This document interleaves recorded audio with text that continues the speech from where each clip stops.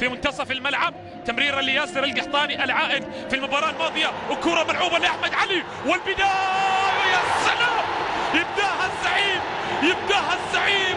وهنا القاتل أحمد علي من البداية في أول 3 دقائق يكرم الضيف حق إكرامه عن طريق أحمد علي المتوهج، وفرحة لجماهير الأرض، الجماهير الهلالية من البداية.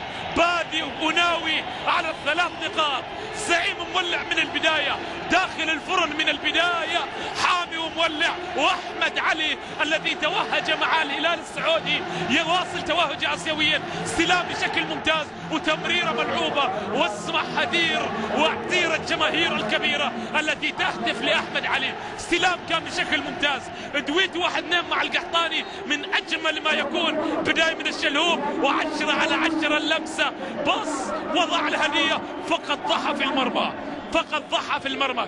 قحطاني مولع، وإشارته في الهدف أمام نادي الاتفاق كانت واضحة لعودته لمستواه، ونتمنى عودته لمستواه طبعا. إذن يدور